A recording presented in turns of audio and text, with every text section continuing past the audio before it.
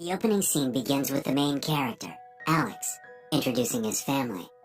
They migrated to Canada in search for a better life. Their financial crisis has made their life very difficult. On top of that, his parents have frequent quarrels, which annoys him a lot. Furthermore, he claims he does not have any friends with whom he can socialize. As a result, he is constantly on the computer, playing video games and surfing the internet. Years pass by, but his parents' quarrels do not end. Alex eventually lands his first job as a clicker on one of the websites. For every 1,000 clicks, he gets $20. It isn't much, but he believes all great things begin with the small ones. He gets more interested in the financial world and learns more about how it works in due course. He learns about the banking system and its vulnerabilities from the internet. One night, he hears his parents arguing, so he goes out to get some coffee. He learns about the criminal organization Dark Web, which is popular in the cyber world in the coffee shop. When Alex returns home, he notices his mother crying. When asked, she informs him that she has lost her job and, as a result, they may lose their home. Following this, Alex goes to his room and gives his mother the money he has saved. His mother is initially taken aback by seeing the money. Alex tells her that he saved it for college expenses, which she refuses to accept. On the other hand, Alex insists his mother take the money because the most important thing right now is not to lose their home. Alex is enraged with the bank that fired his mother. He wants to make money faster, so he looks for the same on the internet. However, all of the outcomes turn out to be a scam. Suddenly, he recalls the criminal organization Dark Web and searches for it. He wants to join the group, but the admin says someone should invite him, or he should commit an illegal act to join. Accordingly, he creates a simple website that can sell bogus supplements. He also considers who he can victimize. He then recalls Randy, a bully at his college who is obsessed with proteins. Randy then falls for it when Alex sells protein supplements at a low price. Randy uses his father's credit card, enabling Alex to retrieve all his information. After sending this information to them, Alex becomes a member of the Dark Web group. In the next scene, Roosevelt, one of Dark Web's members, texts Alex. Roosevelt agrees to assist him in earning money at his own risk. Following that, Roosevelt offers Alex a job as a black market trader. Roosevelt provides Alex with goods for a fraction of their market value, and Alex should sell them. First, he must sell a couple of gaming laptops, which he easily accomplishes and earns good money. Alex sends Roosevelt's share and buys himself a new laptop from the remaining money. Alex believes he is in business and enjoys it immensely. He has already arranged 30 grand in 4 weeks, which previously took 4 years.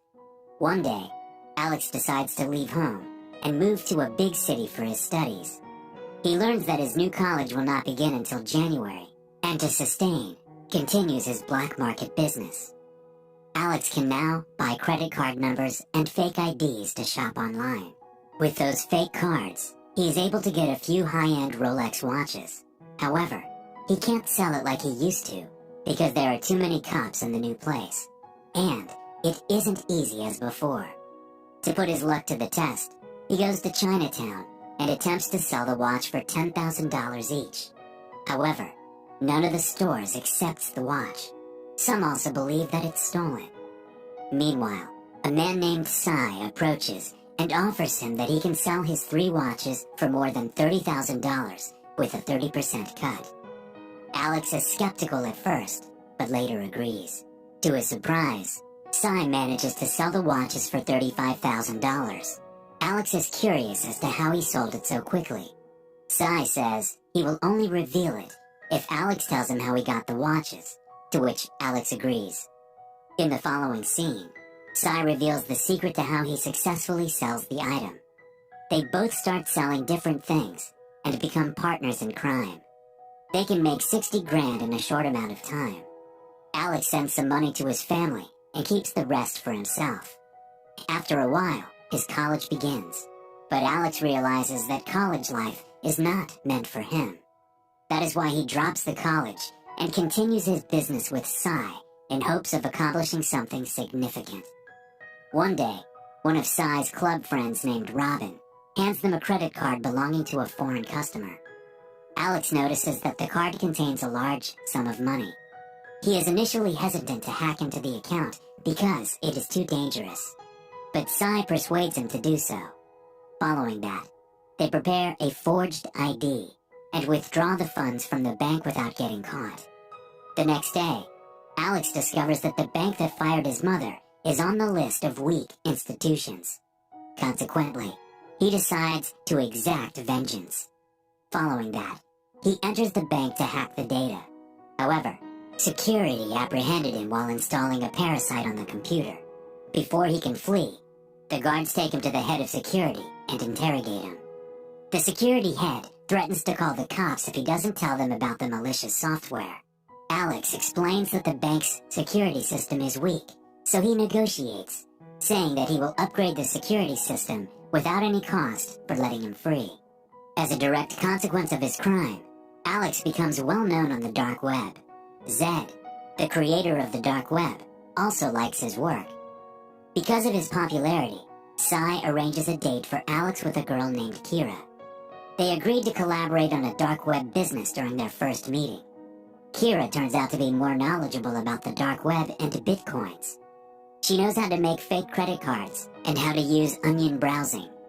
After having Kira as a partner in crime, their business expands in a short period. Kira also has many clients and can sell their items quickly.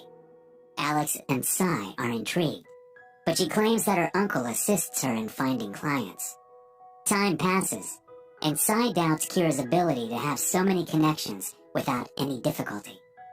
Cy wonders why she needs to work with them if she is already so good by herself. Alex believes Cy is overthinking. One evening, Kira invites Alex to join her in Hong Kong to expand their business. Alex denies her, saying he cannot leave his best friend alone. Cy, lying on the sofa, overhears their conversation and grows suspicious.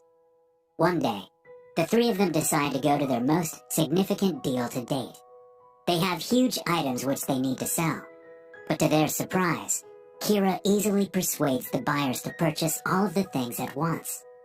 As Kira is about to finalize the deal, Cy intervenes and speaks with the clients. He claims that he wants to build trust with his customers, and that it is okay if they do not purchase all of the items. He wishes for their clients to remain loyal in the future. However, Kira demands that the buyers buy all things, or there will be no deal.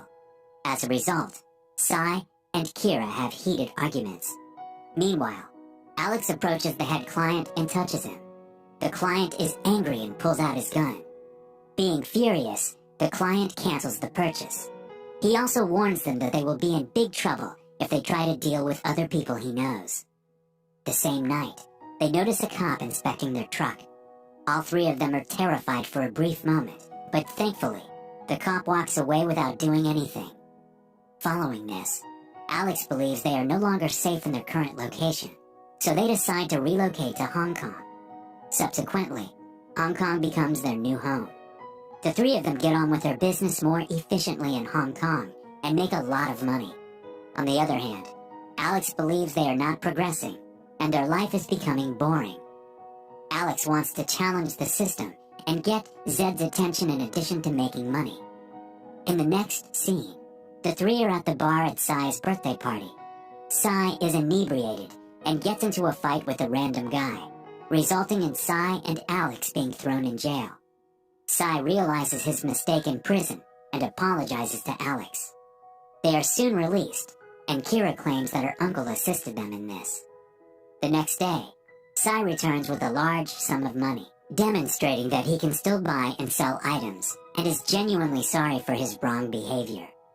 When Cy reveals the card he used for the transaction he did, Alex becomes enraged, as he had explicitly forbidden Cy from using that card. Alex, furious, tells him he has become careless and could endanger all of them. He then tells Cy to return to Toronto. Cy is broke and agrees to leave peacefully.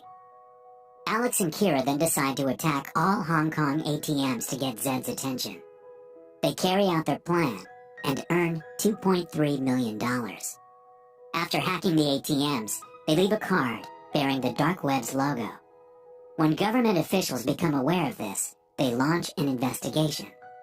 On the other hand, their plan is successful, but Kira is not pleased.